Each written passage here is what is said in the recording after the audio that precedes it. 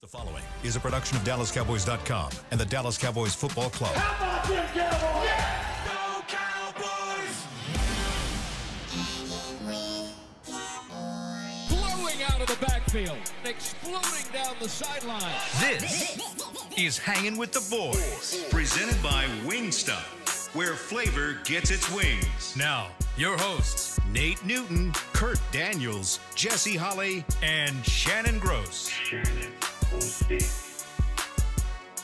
Looking live at Tostitos Championship Plaza outside Ford Center at the Star in Frisco, Texas, where it is hot. It's 96 degrees, feels like 105. The high will be 98. The low will be 78. He is Shannon. I am Kurt. We are the scaled down version today, as Jesse will be calling in. Nate is off and about. Who knows? Who knows?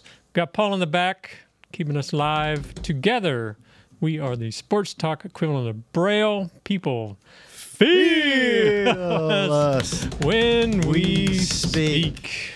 Brought to you each and every show by Wingstop, where flavor gets its wings. By the way, our Wingstop contest has concluded. Yeah, that was quick. Very quick. So we should know the winner shortly. So we will announce it. Flooded with the. I'm sure. Enough. Everybody wanted to be on the number one ranked. Or the two people that came. Yeah, people that signed up. But no, thanks to Wingstop for that amazing contest. Yes, we will find out who the winner is. Hopefully it is one of you regulars, and you get to come hang out with us after the Green Bay game. So, as Kurt said, Jesse is still in Oxnard. This should be our final show with kind of disjointed next week. We'll be back in the studio together on Monday. Monday's, I think we're still doing every other day. Monday, Wednesday, Friday next week. Yeah.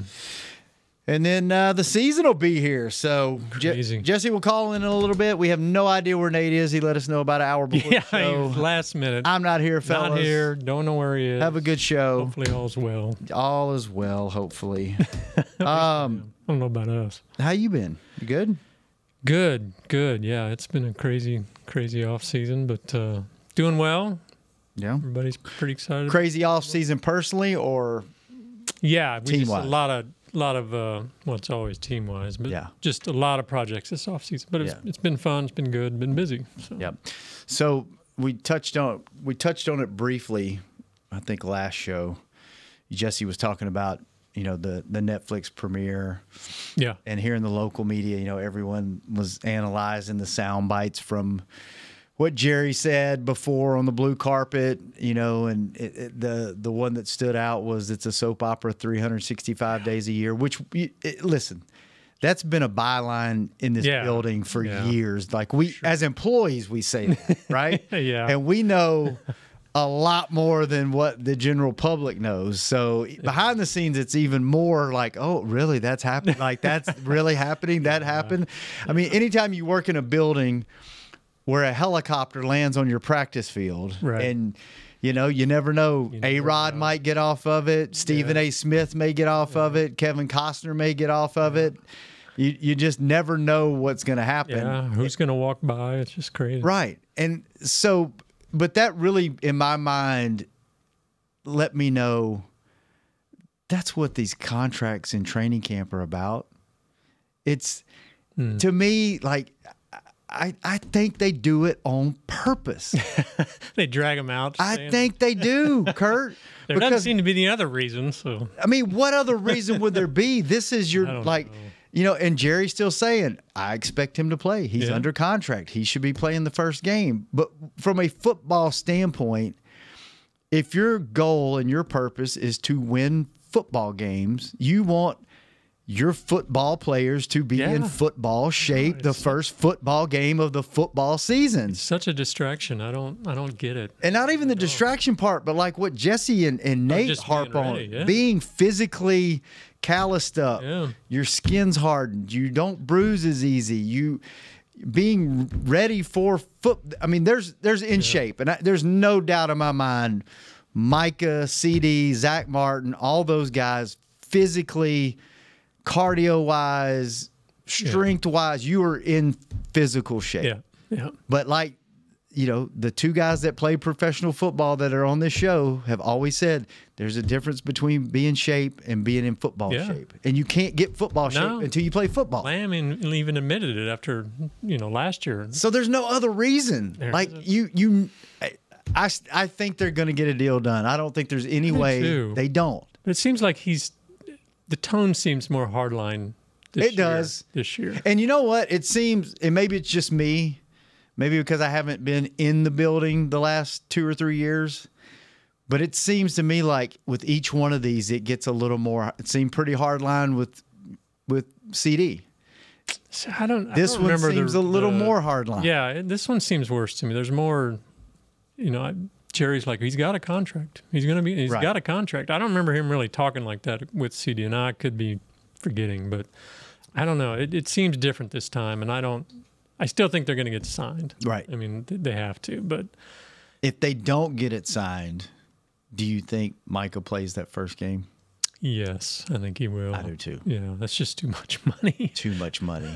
and plus, like Jesse said, that dude loves football. Oh, yeah. And just think, as big of a stats guy as he is, you miss a game, you're missing out on career stats. Right. You're missing out on season stats. You miss a game, you're automatically one game behind in the sack king of the league, defensive player of the year, all that. You're losing ground. So I don't think as a person he's going to miss. His agent's probably going to hate it, but I don't think there's any way he misses a game. No. It was funny. They asked Jerry yesterday about what's keeping you from negotiating, and he said nothing. There's nothing stopping them from negotiating. So why aren't you negotiating? It just doesn't make sense. I think it's the drama, man. I think it's the drama, and I think it's, we're talking about them. Everybody on TV, they're at the other camps, and they're first scroll at the bottom of the screen. Michael Parsons still not signed. He's being talked. And think about it. If they're not talking about Micah right now in this offseason, in this training camp, what are they talking about? Joe Milton? No. Are they talking about maybe Pickens, but like nothing's really happened there? Like, Dak hasn't looked great at camp. No one's really jumping off the page. So if you're not talking about Micah, are you even talking about the Cowboys at all right now, other than Coach Schottenheimer being a new coach, bringing in a new culture, bringing in, are you really even talking about the Cowboys? I don't think so. Not nationally. No. Much. I mean, they'll always find something. Stephen A. Smith is going to find a reason to talk about the Cowboys. But it's, this is the driving. You're the fourth or fifth story. Right now, you're the number one story on every national media. To me, that's the only excuse. Have you heard the conspiracy theory that they're going to announce the signing the day the documentary drops? I have not. Like to get the full shebang or whatever, exposure and promotion, and everybody's in a great mood. You know what? I didn't like Jerry yesterday, but I like him today because he signed Micah. I'll go watch that tonight. When does that thing premiere? It's next. Paul, you might know for sure. Is it Tuesday? Next Tuesday? Next Monday or Tuesday? I can't. Okay, so next week. Next Tuesday. So we've got a few days to wait. Yeah. You gonna watch it? I wasn't until Jesse sold me on it. Yeah, same. Because I was honestly listening to all local. Every show was talking about it, and I was like, I know 100 more stories than what are going to be in there, and I know I know all this. Yeah. I've seen it. I've heard about it. I know what's in there. And then when Jesse said just the cinematography and the way they put it together, I'm sure it'll be beautiful. I'm like, all right, you know what? I'll do it. Yeah. I'll go watch it. So, speaking of Jesse, he is on the phone live from Oxnard, California. Jesse Holly. Hey, what's up, fellas? What's going on, man? What's going on? What up? How's it going out there? Give us the vibe. What's the weather like? Is Dak gonna? Is Dak just? Is it a good thing or a bad thing that his last pass out there was a pick six? A long pick six. No, that's just the leader that Dak is, right? He's like, man, let me make sure Sam Williams in this training camp feeling good about himself. and that he can show the rest of the world that he got some speed. So I'm just going to throw it right to him on the goal line and let him sprint 99 yards the other way. So that's what we talk about. That's leadership right there. You don't talk about leadership, man. You just show it. You go out there, you just throw a pick six so that everybody can see that Sam Williams is back and that he's ready to take over in the absence. If Micah Parsons doesn't come back. So, yeah, talk about that's great leadership in my eyes. Sharing the love. Sacrificing, huh? Sacrificing for the greater good.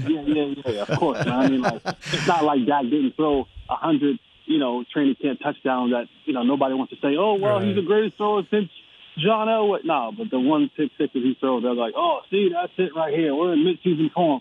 No, he just was being a great teammate to Sam Williams, man, letting him lead camp with a little bit of confidence. So let me ask you this. If you're Dak, do you say, one more? Get line back up. I'm not going home like that. Give one more rep. Would you do that, or you just ride off and be like, it stinks? What's going on? I come from the Asian group, and I was raised by Coach Roy Williams, and we couldn't leave the gym on a missed shot. You don't leave the court on a missed shot. So I get you. If I'm like that, I'm like, hey, run another one. Let's do another one. Let me get this off my ledger right here. Yeah, let me get out of here with a layup. I feel like that's a Tom Brady move. Get back out here. Run it again. Yep. Run it again. For sure. Well, what's going on, man? Is there anything different? Packing up, aren't they? Yeah. Is there anything different today than it was Tuesday, or did you get to see enough? I know you kind of came in on the tail end of stuff. Nah, you know what? I saw the best practice they had in all training camp. Really? I saw the most. Yeah. Yesterday's practice, yesterday's practice really got after it. It was one of the most physical practices that I've seen or heard, and many people confirm that. Also, I sat down. I should say we sat down, myself and my crew at DLLS. We sat down and had an interview with Coach Shoddy. Oh, very nice. You get it? Yeah. Give us some insight. Give us some insight. I held Coach Shoddy's feet to the fire. Yeah. I don't just say stuff on here and tweet stuff on here, and then when I see the man to his face. Did you tell him he had a year and a half? I didn't tell him that part. Left that part out. But no. I said to him, Coach, you've been talking about this being a physical brand that you want to build here and things like that. I'm not seeing it. Your words and your actions aren't matching. Help me understand things that you're saying to what I'm actually seeing on the field, but in the preseason game and the practices and things of that nature. And, you can go and check that out on my Twitter and on DLLS. And he gave an answer. He not only did he give an answer, but he gave me, that's a really good question. Now, I don't know if he was pandering a little bit to me, but he said I had two really good questions that I asked him. So, that was the theme of the week for me, asking all these great questions. But, yeah, you got a chance to sit down with Coach Shoddy.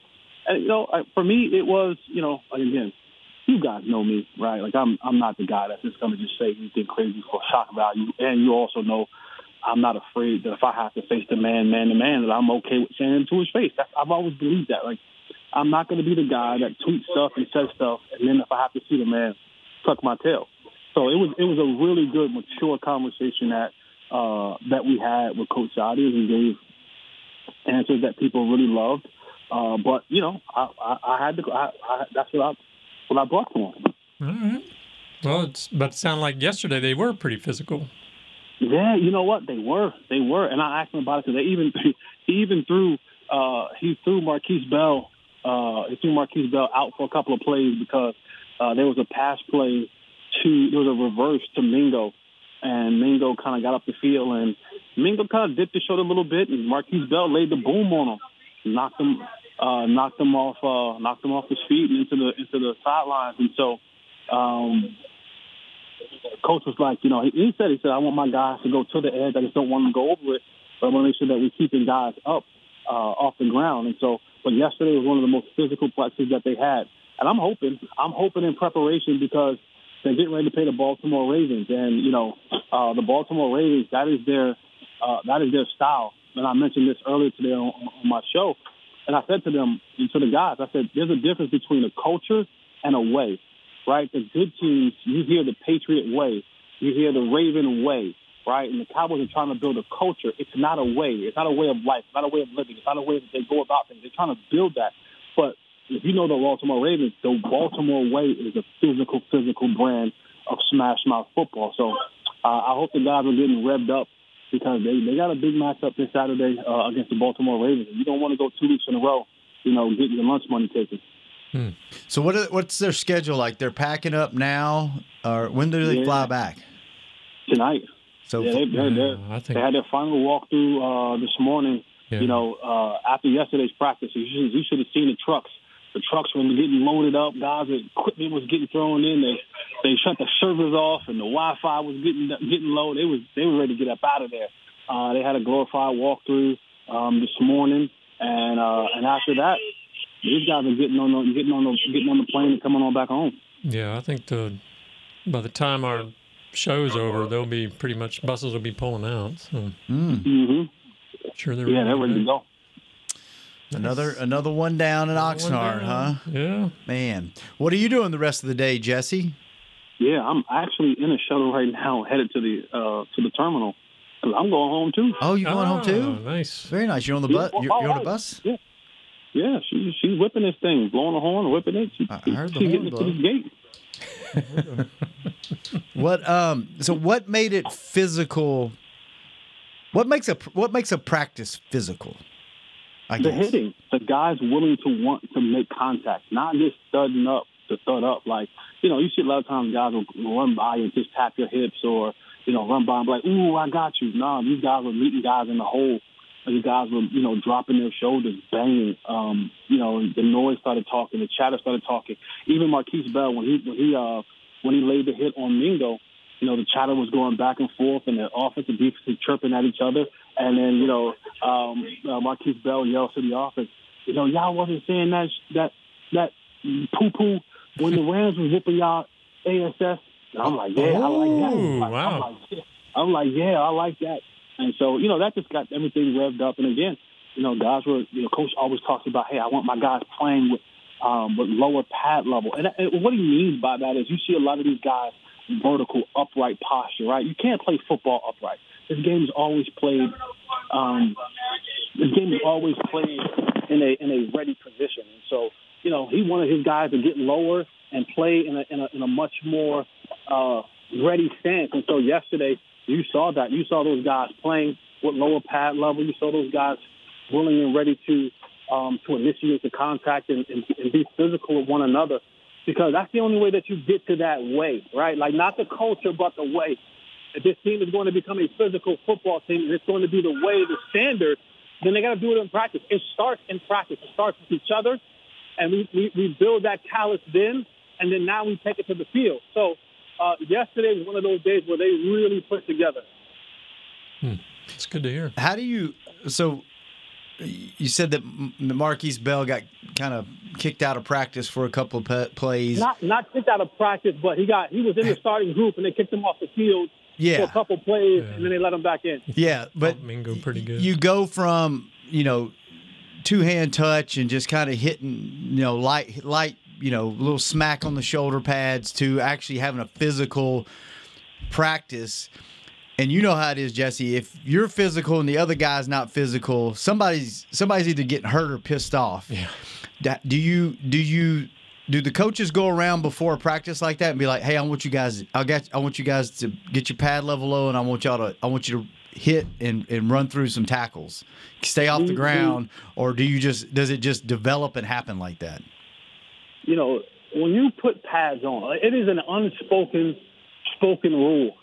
When it is a full padded day, you know what that means. If it's just helmets and shoulder pads, or it's just helmets and shells, then you're kind of like, okay, but when you put full pads on, it's go time. What is full pads these days? Because nobody wears thigh pads anymore. Or what is a full padded day? Aren't they? Yeah, full pads is when you put the pants on. Like, some guys will just be out there in shorts, or when you put the pads on, when you put the helmets and the shoulder pads and your supposed thigh pads or whatever it is. Nobody wears these pads anymore. But yeah, so that's okay. That's full pads. I got you. All right, hey Jess, let us take our first break. Are you able to hang out? It sounds like you're chasing the bus down the street. I'm inside now. We're rolling. Okay. All right. Let us take a quick break. When we come back, we'll keep you on the line and we'll talk more football on Hanging with the Boys. Be right back. You know you want those Wingstop boneless wings. With the boneless meal deal from Wingstop, you get 20 boneless wings in 4 delicious flavors and a large order of fries for just $16.99. What are you waiting for? More wings, more flavor, more bang for your buck. The $16.99 boneless meal deal from Wingstop. Order now from wingstop.com. Valid at participating locations for a limited time on orders for pickup or delivery placed via wingstop.com or the Wingstop app. Prices may vary by location. See wingstop.com/offers for full details. How about them Cowboys? Or how about them Tyson Cowboys Nuggets? As we cheer for the stars on the field, we love that we've also got some stars on our plate, thanks to Tyson brand star-shaped Cowboys Nuggets. That, along with all our other favorite Tyson Foods products, sure make game day special. Score some delicious Tyson Cowboys Nuggets and become a game day star, just like our Cowboys. As you enjoy your stars on and off the plate, remember, tailgates and game day have always been Tyson. Crown Royal and the Dallas Cowboys are bringing back the Royal Rig for Season 2. See it in action at AT&T Stadium on Thanksgiving Day, where the Dallas Cowboys take on the Kansas City Chiefs, and around Dallas on November 26th and November 28th. Visit crownroyal.com to see where else the Royal Rig is stopping this NFL season. That's crownroyal.com. Please drink responsibly.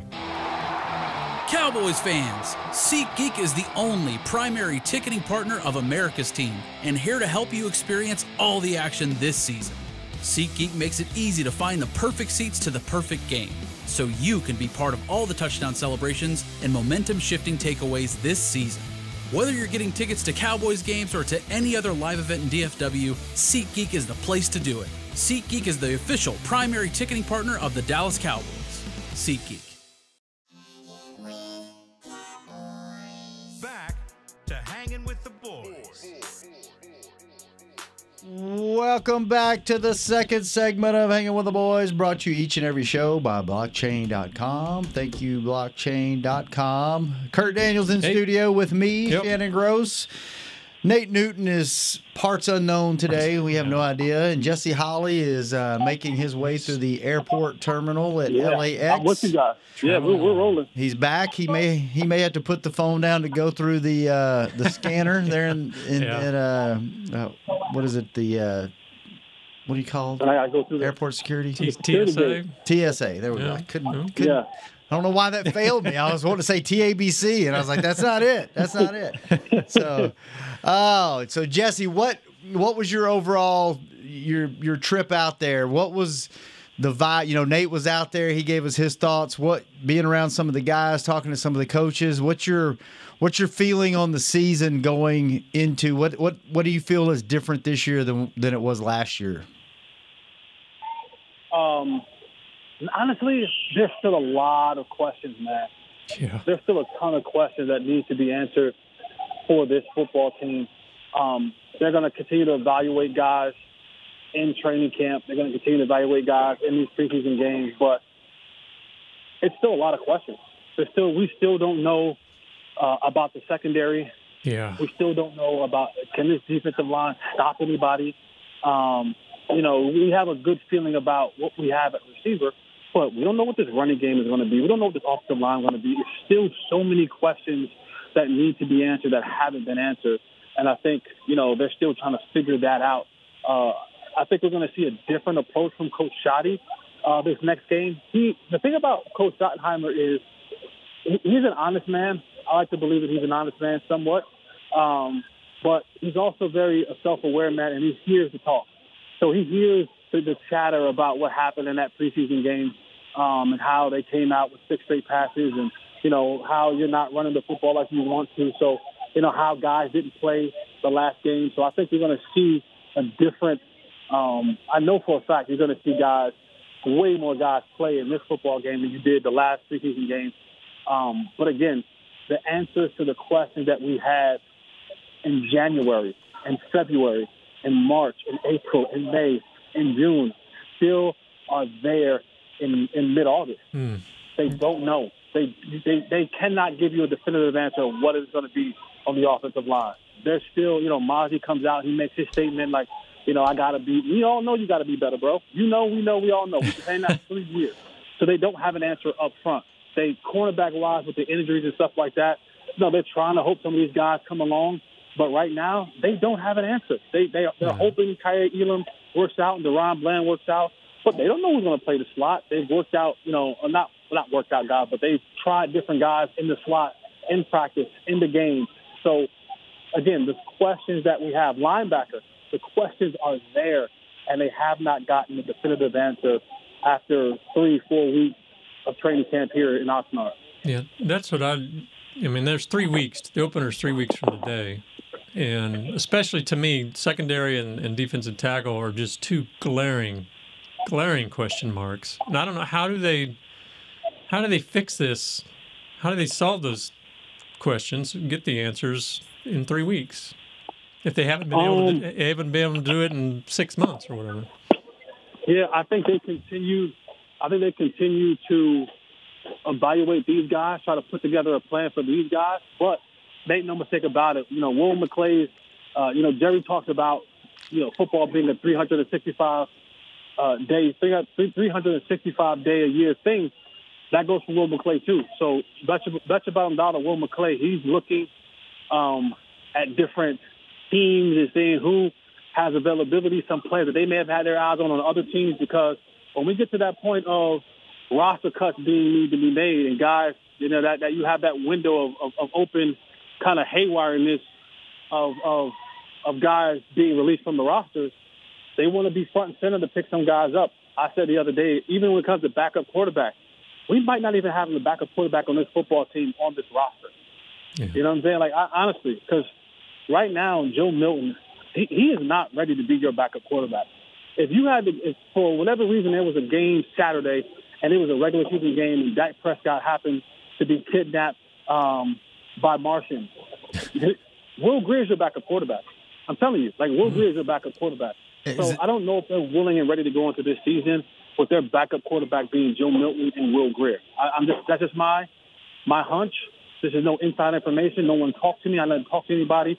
I'm just looking at that and saying you cannot feel comfortable about what you have at backup quarterback currently today, and the season is that close.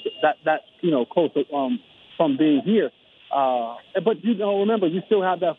Most teams carry that emergency quarterback and try to get a guy to the practice squad and so on and so forth. So if they want to keep Joe Milton because they don't want him to go to another team, then you can keep him. Will Greer ain't going nowhere. So if you want to kind of get him back to the practice squad or whatever it is, or have him be the fourth quarterback, whatever it may be, I think they'll also be on the lookout for a veteran quarterback if there's one available, if there's one worthy enough to be available. Not saying that they're searching for one, but if one comes about, you know what?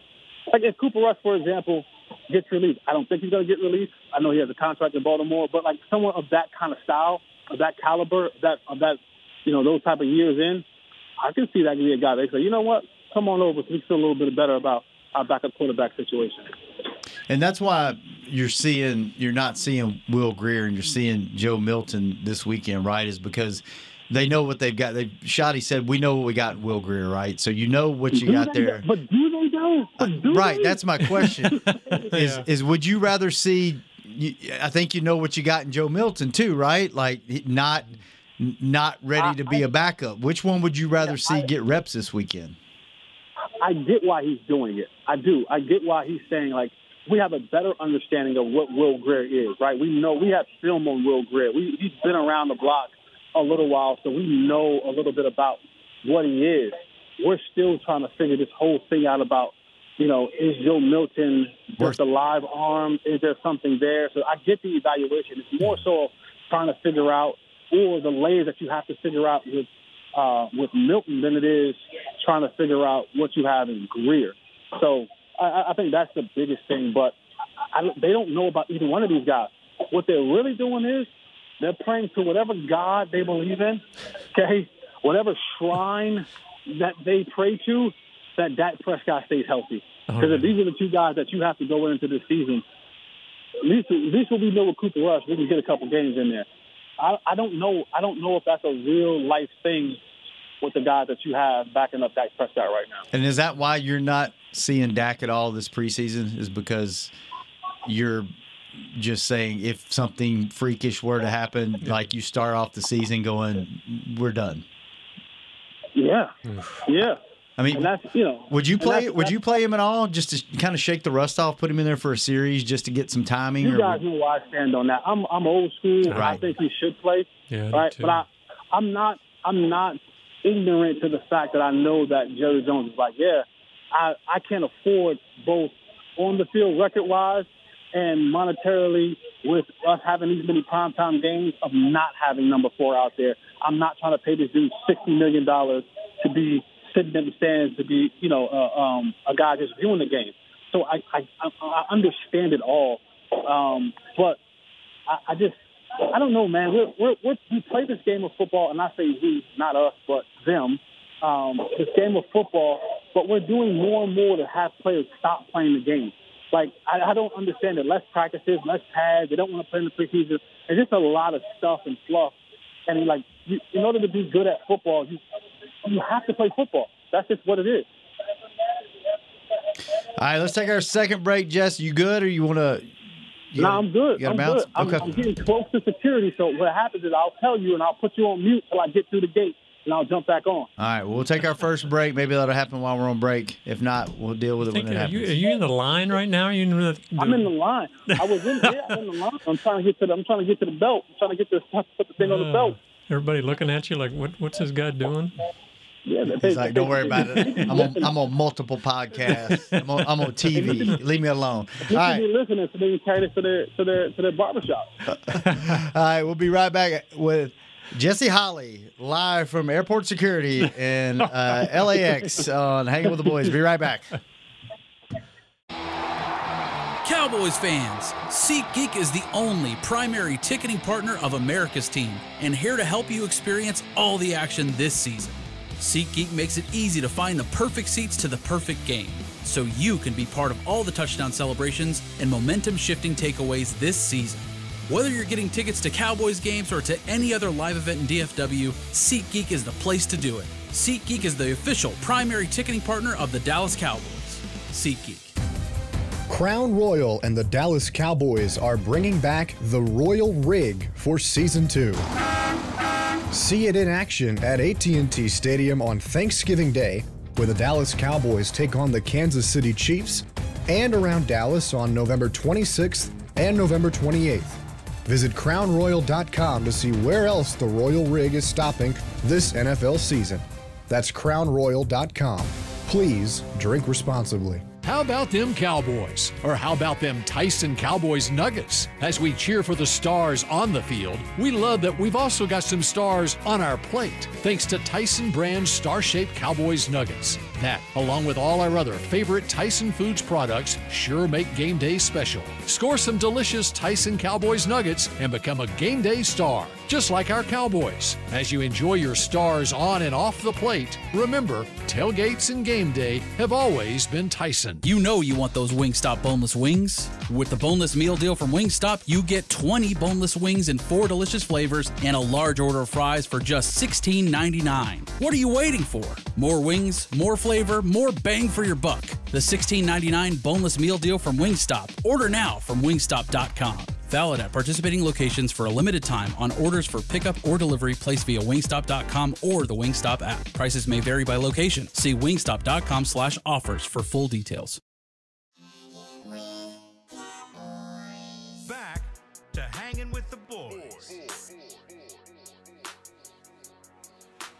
Welcome back to the final segment of Hanging with the Boys. This segment is brought to you each and every show by 7-Eleven. There is a $5,000 winner every single day. Shop with 7 rewards, then play the in-app game for a chance to win $5,000 in cash. New daily cash winners only at 7-Eleven. Are you next? No purchase necessary. Ends 1/6/26. U.S. and D.C. Ages 16 and older. For full official rules and free gameplay, go to 5k-day.com/rules. I'm going to do it right now. Are you? Yeah, because I went and got a couple of Gatorades on my way in at 7-Eleven. Are we eligible? I don't know. I hope so. I'd be really upset if I... You win it, then you can't. Yeah. I bet we Let's see. Here we go. Start game. I'll tell you right now if I win or not. Live on the air, Shannon. Live on the air, instant reveal. No, sir. I lost. That's how you do it right there, Kurt. It's that easy. Just go there. You go to start playing. After you make a purchase, you hit start game, and then you scratch those off, and it tells you if you win $5,000, which most likely you won't because there's only one winner per day. Yeah. But, hey, it's fun to play anyway. So you bet. All right, Jess, what else you want to tell us on your way out of Oxnard? Any other insight? Okay, before you tell us what you want, Mazi said you got to do something. Hold on. Uh-oh. You guys talk because I'm about to go through. Okay. I'm about to go through the deal. So talk.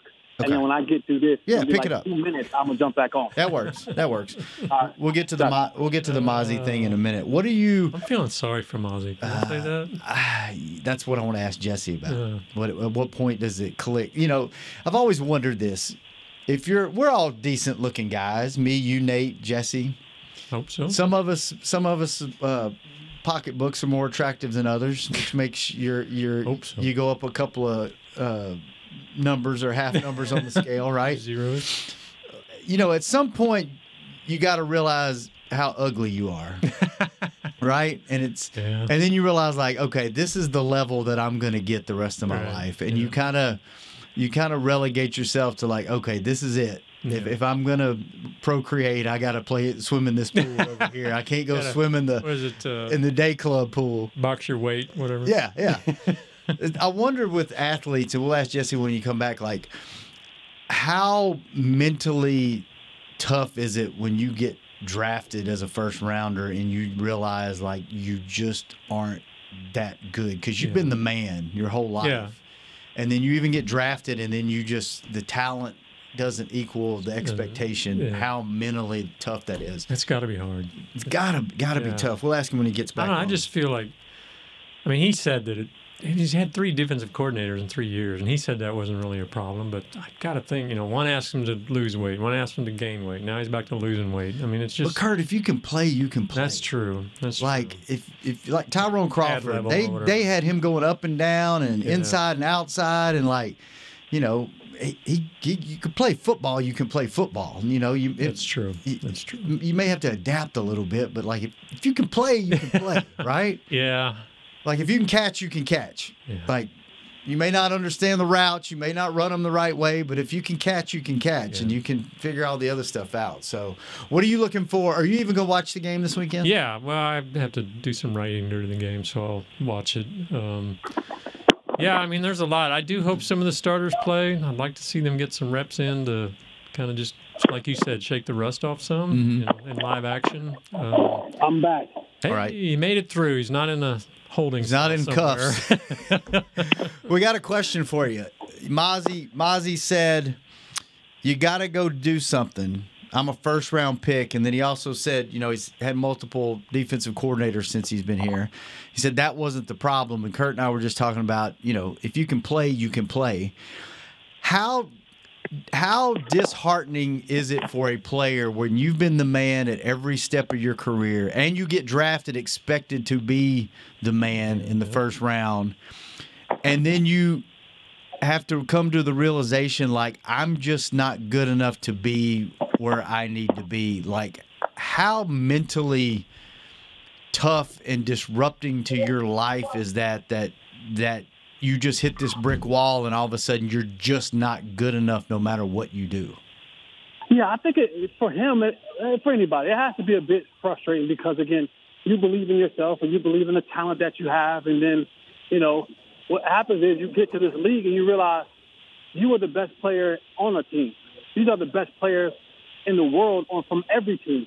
And that's just, something that you have to deal with. And for Mazi, he just hasn't figured out a way to take that next step to be able to go from the best player on Michigan's defense to being the best player or one of the best players in the National Football League. And I'm sure it eats away at him. Maybe it doesn't. I don't know. But, you would like to see you would like to see it bother him in such a way that he's like really showing in, putting the work in to show improvement. That's the biggest thing is, like, if it frustrates you enough, put the work in and improve. It just doesn't feel like he's putting the necessary work in to improve. Okay. You can tell me all the service you want, But so you don't think it's just a talent problem? It's a work ethic problem too, maybe? I think it's a yeah. Listen, he's in this league. He was a first-round pick. Yeah. You know what I'm saying? Like, that's a hard way to miss. So I think there are some things that he has there talented. I just don't think he puts in all the necessary work to make himself better. I just don't feel like he looks at the game in that type of way where he's willing and wants to put in all the work to be better.